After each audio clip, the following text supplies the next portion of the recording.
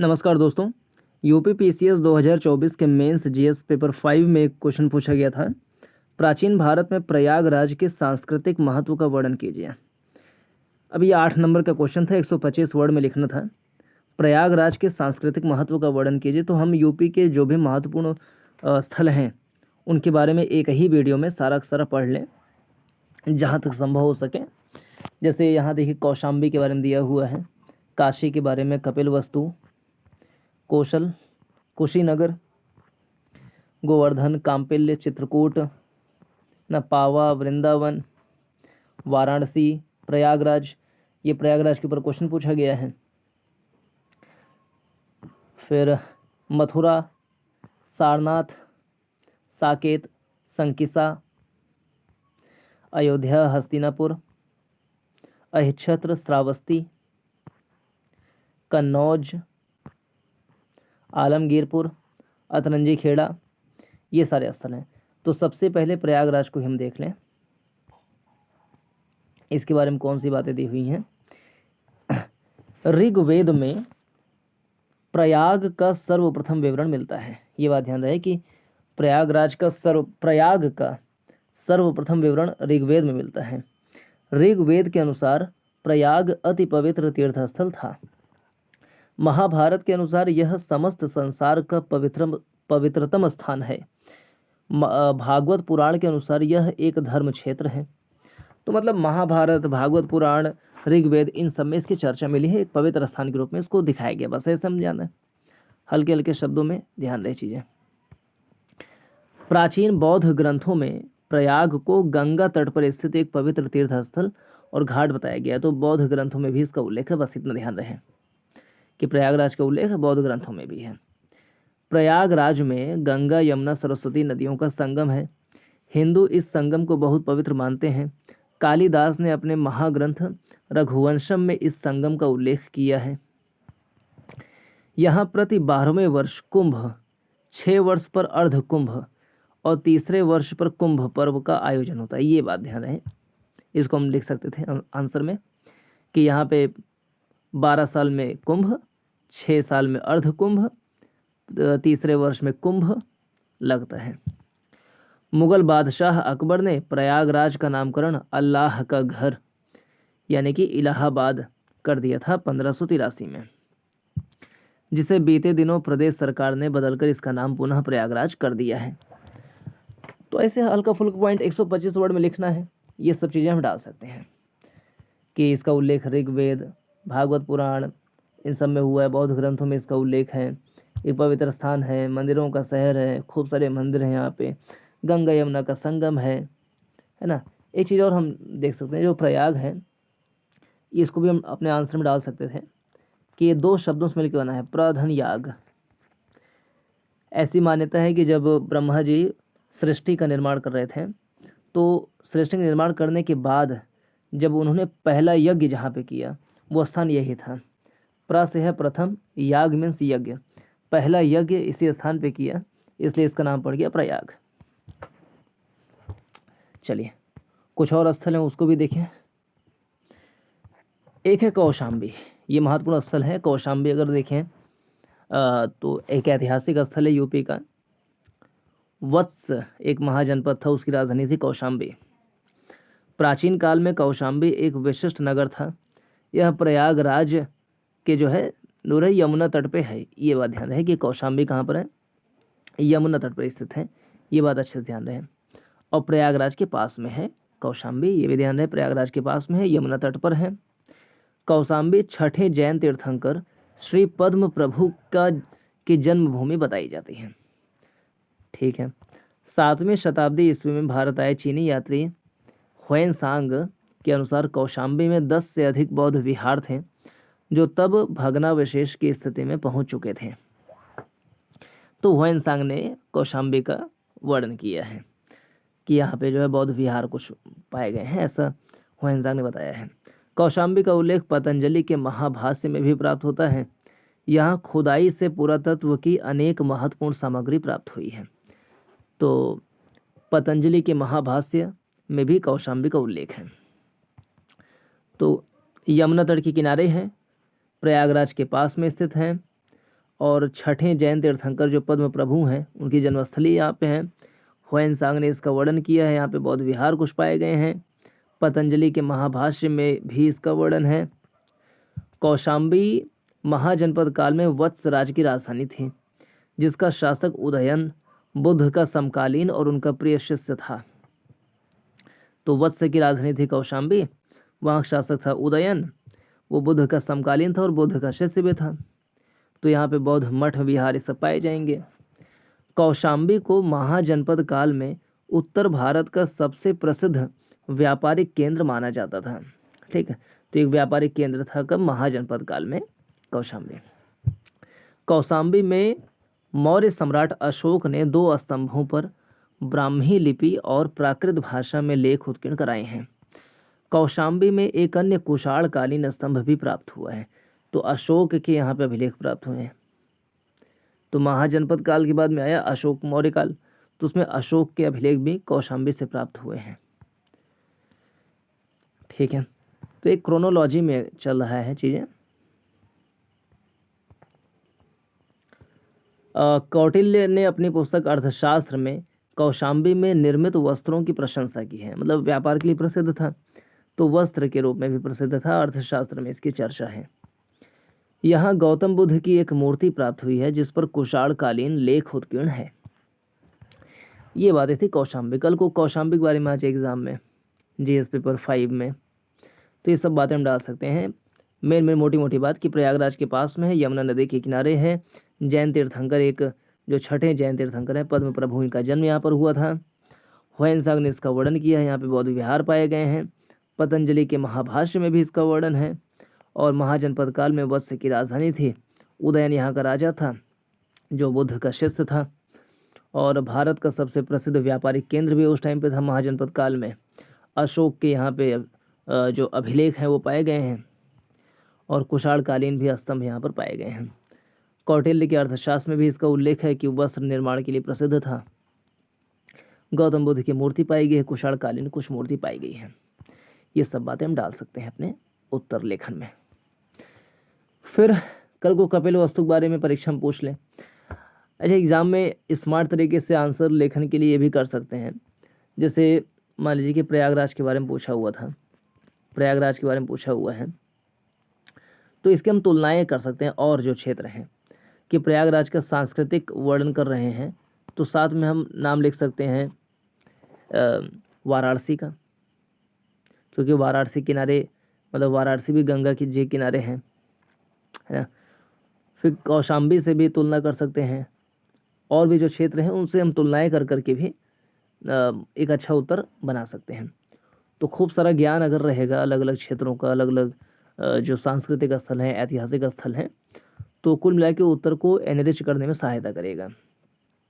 और सभी ज्ञान का हम कहीं ना कहीं उल्लेख जो है अपने मतलब होलिस्टिक वे में उत्तर को अच्छा बनाने में कर सकते हैं। कहीं ना कहीं खूब सारे उदाहरण दे दे करके, फ्लो चार्ट बना करके इन सभी ज्ञान का हम प्रयोग कर सकते हैं। अब कपिलवस्तु के बारे में समझें। पौराणिक मान्यता के अनुसार कपिलवस्तु महर्षि कपिल की तपोभूमि थी।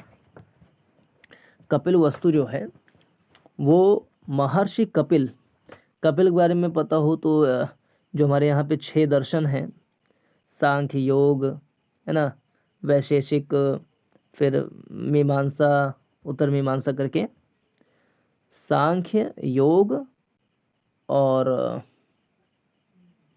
ऐसे करके। तो जो कपिल है वो सांख्य दर्शन के प्रतिपादक हैं। सांख्य दर्शन के प्रतिपादक हैं कपिल। तो कपिल वस्तु में महर्षि कपिल की तपोभूमि थी। चलिए ठीक है, तो कपिल वस्तु का नामकरण कैसे हुआ? तो महर्षि कपिल के नाम से हुआ, ऐसे हम समझ लें। महात्मा बुद्ध के पिता शाक्य नरेश शुद्धोधन की राजधानी थी कपिल वस्तु। ठीक, तो महर्षि कपिल से इसका नाम पड़ा कपिल वस्तु। और महर्षि कपिल पता है सांख्य दर्शन के प्रतिपादक हैं। जो 6 दर्शन हैं, सांख्य, योग, न्याय, वैशेषिक, मीमांसा, उत्तर मीमांसा।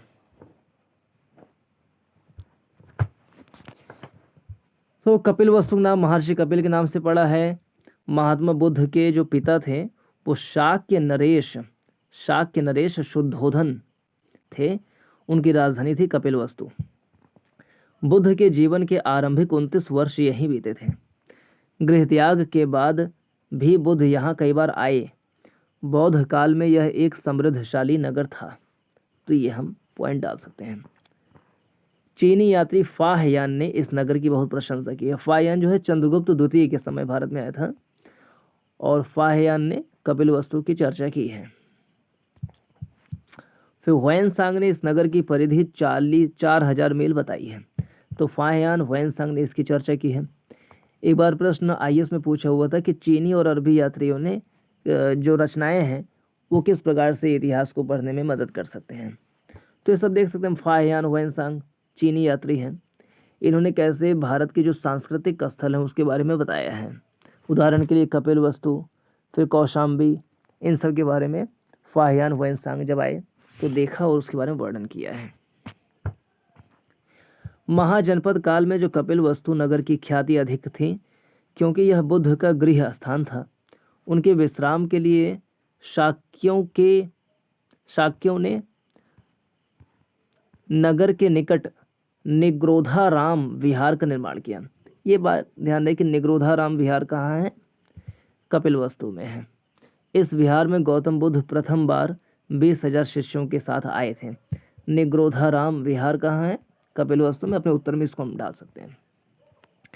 बौद्ध ग्रंथ ललित विस्तार के अनुसार कपिलवस्तु उद्यानों, महलों, भवनों तथा हाट बाजारों से सुसज्जित था। ठीक है, बौद्ध ग्रंथ है ललित विस्तार, उसके अनुसार जो है कपिलवस्तु उद्यानों, महलों, भवनों, हाट बाजारों से सुसज्जित था, एक समृद्ध शहर था। ऐसा ललित विस्तार से हमको जानकारी मिलती है। कपिलवस्तु व्यापार की दृष्टि से भी प्रसिद्ध था। व्यापार वाला हम देखें, ध्यान दें, जो कौशाम्बी है वो भी व्यापार की दृष्टि से महत्वपूर्ण था। कपिलवस्तु भी व्यापार की दृष्टि से महत्वपूर्ण है। जो कौशाम्बी है, कौटिल्य ने अर्थशास्त्र में वहाँ पे वस्त्र के मतलब कारखाने उसके व्यापार के लिए प्रसिद्ध था, ऐसा बताया गया है। इसी प्रकार से कपिलवस्तु भी व्यापार की दृष्टि से भी प्रसिद्ध था। यहाँ के नागरिक व्यापार में अधिक रुचि रखते थे। कपिलवस्तु के निकट ही लुम्बिनी नामक ग्राम स्थित था जहाँ गौतम बुद्ध का जन्म हुआ था। गौतम बुद्ध की जन्मभूमि होने के कारण लुम्बिनी की गणना बौद्ध ग्रंथ बौद्ध धर्म के 4 प्रधान तीर्थों में की जाती है। अब एक बार दोहरा लें कपिलवस्तु को, तो महर्षि कपिल के नाम से इसका नाम पड़ा है। ठीक है, शाक्य नरेश शुद्धोधन की राजधानी थी कपिलवस्तु और बुद्ध का यहाँ पे जन्म हुआ था, 29 साल यहीं पे बिताए थे। और निग्रोधाराम विहार जो है वो भी कपिलवस्तु में है। फाहयान हुएनसांग ने इसकी चर्चा की है। किसकी? कपिलवस्तु के। कौशाम्बी की चर्चा पतंजलि के महाभाष्य में है। अशोक के 2 यहाँ पे अभिलेख पाए गए उसमें है।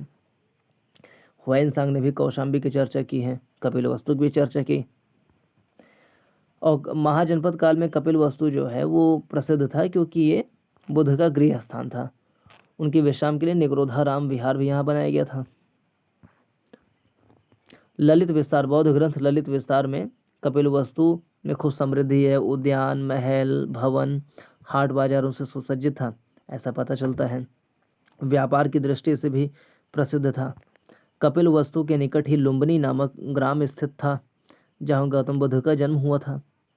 गौतम बुद्ध की जन्मभूमि होने के कारण लुम्बिनी गणना बौद्ध धर्म के 4 प्रधान तीर्थों में की जाती है। अब काशी के बारे में देखें। काशी के बारे में परीक्षा में पूछ लें। भारत के प्राचीनतम तीर्थ स्थलों में काशी का अपना विशिष्ट स्थान है। वैदिक ग्रंथों में काशी का वर्णन एक समृद्ध और विद्वानों के राज्य के रूप में किया गया है जिसका राजा अजातशत्रु था।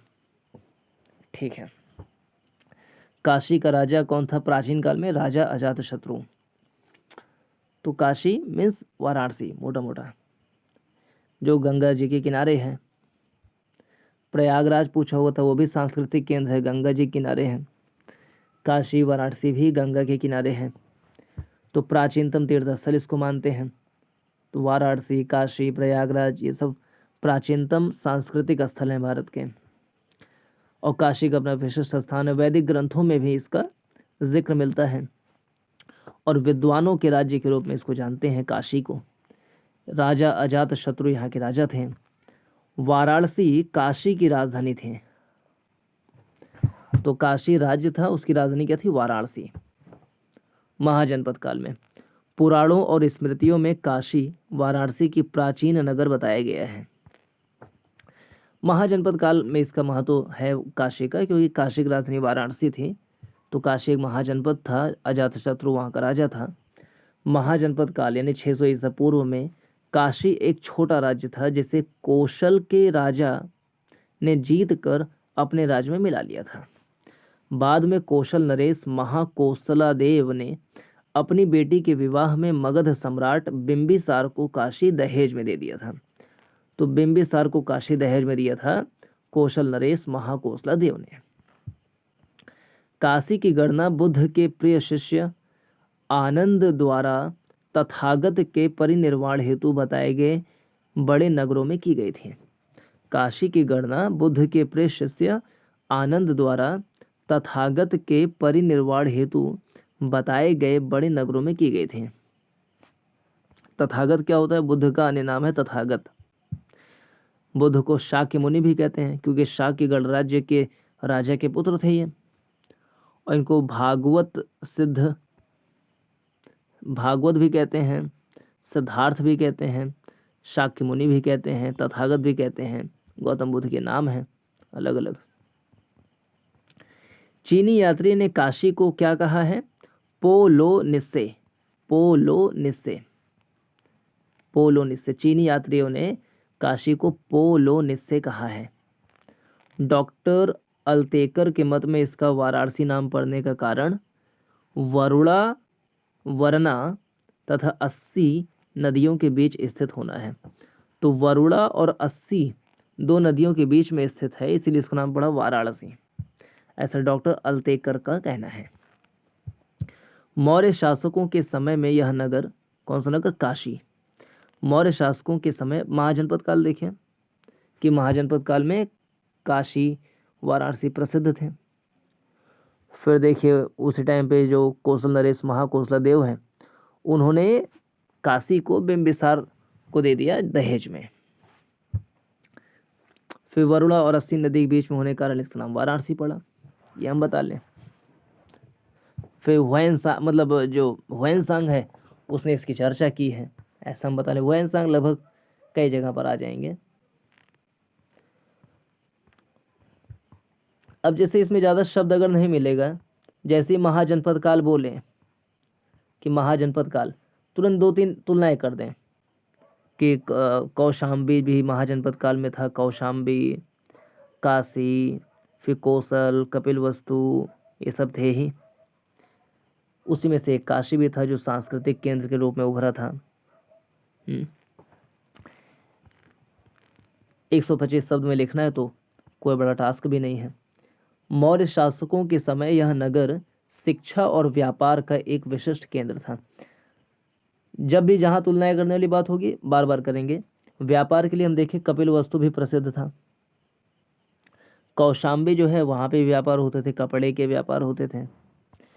ऐसे ही जो काशी है वो भी शिक्षा और व्यापार दोनों का विशिष्ट केंद्र था। इसके निकट सारनाथ में सम्राट अशोक ने एक स्तूप का निर्माण करवाया था। सम्राट अशोक का संबंध कौशाम्बी में भी 2 अभिलेख लिखवाए थे अशोक ने।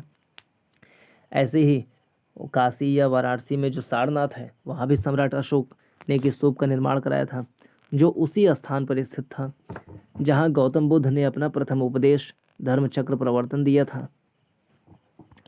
मौर्य शासकों के बाद यह नगर शुंग और कण्व के राज्य में सम्मिलित हो गए। मौर्य, शुंग, कण्व ये क्रम भी है। मौर्य, शुंग, कण्व, हिंद यवन, फिर शक, कुषाण, है ना, ऐसे करके। तो शुंग और कण्व भी यहाँ पर शासन किए। काशी यानी वाराणसी प्रारंभ से ही सूती, रेशमी तथा ऊनी वस्त्रों के निर्माण हेतु प्रसिद्ध थे। सूती वस्त्र, रेशमी वस्त्र, ऊनी वस्त्र तीनों यहाँ पे होते थे। यहाँ के रेशमी वस्त्रों की प्रशंसा पतंजलि ने महाभाष्य में की है। पतंजलि ने महाभाष्य में कौशाम्बी की भी चर्चा की है, और पतंजलि ने महाभाष्य में काशी की भी चर्चा की है। काशी को पुराणों में शिवपुरी कहा गया है। इस नगर की गणना भारत की 7 मोक्षदायी पुरियों में की गई है। अब एक बार दोबारा से इसको दोहरा लें। काशी के बारे में परीक्षा पूछे तो क्या क्या बताएंगे। प्राचीनतम तीर्थस्थल है, वैदिक ग्रंथों में इसका उल्लेख है, विद्वानों का राज्य कहा गया है, राजा अजातशत्रु यहाँ के राजा थे, काशी की राजधानी वाराणसी थी, महाजनपद काल में जो है छोटा सा राज्य था, और कौशल नरेश महाकौशला देव ने इसको जीत करके बिंबिसार को काशी में को दहेज में दे दिया।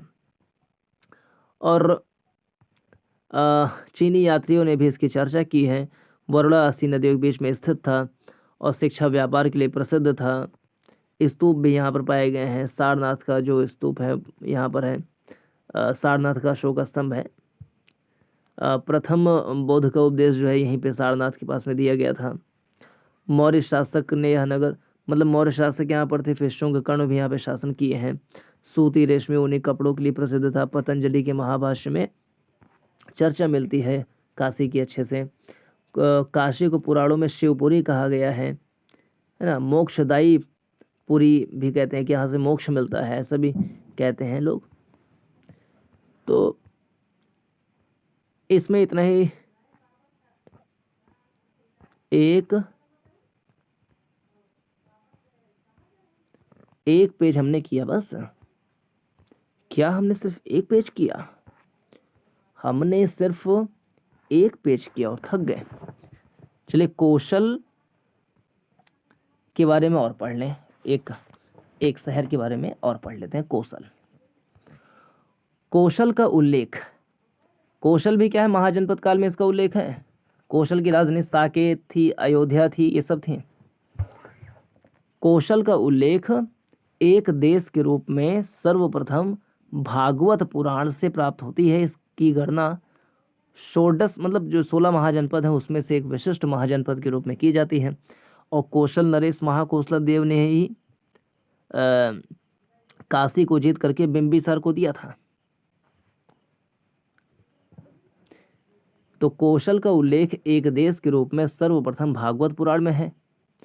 इसकी गणना 16 महाजनपदों में एक विशिष्ट महाजनपद के रूप में की जाती है। कौशल कुरु के पूरब तथा विदेह के पश्चिम में स्थित है। देखो कौशल, देखा इसे याद रखना, ये कौशल है कुरु के पूरब में, तो यहाँ पे कुरु है और ये हो गया अपना कौशल, और ये हो गया विदेह है। तो कुरु, कौशल, विदेह।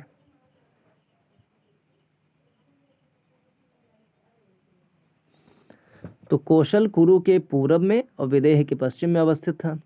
सदा नीरा नदी जिसे गंडक से समीकृत किया जाता है, कौशल को विदेह से अलग करती है। तो गंडक ये कौशल है और विदेह है, इसके बीच में बहती गंडक नदी, और गंडक नदी को सदा नीरा नदी भी कहा जाता है। ध्यान रहे, तो कौशल जो है वो गंडक नदी किनारे है।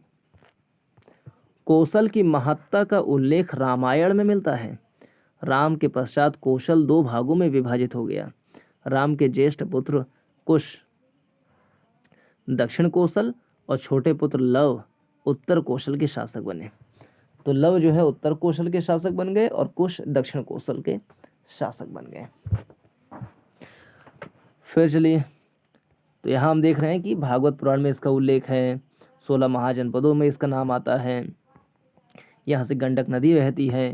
रामायण में इसका उल्लेख है। लव कुश यहाँ पे शासन किया, मतलब राम जी के बाद में जो है 2 भागों में बढ़ गया। उत्तरी कौशल जो है वो उस पर लव ने शासन किया, दक्षिण कौशल पे कुश ने शासन किया। बौद्ध तथा जैन ग्रंथों से ज्ञात होता है कि प्रभुत्व के निमित्त काशी तथा कौशल में प्रतिद्वंद्विता थी, जिसके कारण दोनों के मध्य कई बार युद्ध हुए। कालांतर में काशी राज्य कौशल जनपद में समाहित कर लिया गया। फिर काशी को दान दे दिया गया, मतलब दहेज दे दिया गया बिंबिसार को। महाजनपद काल में कौशल का प्रतापी राजा प्रसेनजित हुआ, जो बुद्ध का समकालीन तथा उनका प्रियजन था। ऐसे हम देखे थे जो वत्स की राजधानी कौशाम्बी है वहाँ पे उदयन था जो कि बुद्ध का शिष्य था। ऐसे ही कौशल का प्रतापी राजा महाजनपद काल में प्रसेनजित था, वो बुद्ध का समकालीन था, उसका प्रिय भी था। कौशल की राजधानी क्या थी? श्रावस्ती। कौशल की राजधानी श्रावस्ती में बुद्ध ने सर्वाधिक उपदेश दिए। ये पॉइंट भी हम लगा सकते हैं आंसर्स में। अपना सर्वाधिक वर्षाकाल बुद्ध ने श्रावस्ती में बिताए थे। यही उन्होंने अंगुलीमाल नामक डाकू को अपना शिष्य बनाया था। बड़ा कहानी फेमस है इनका। श्रावस्ती में ही अनाथ पिंडक नामक श्रेष्ठी ने स्वर्ण मुद्राओं के बदले खरीदकर जेतवन बुद्ध को दान दिया था। यह आम का बगीचा बुद्ध को अति प्रिय था, जिसे अनाथ पिंडक ने कौशल के राजकुमार जैसे खरीदकर बुद्ध को भेंट किया था।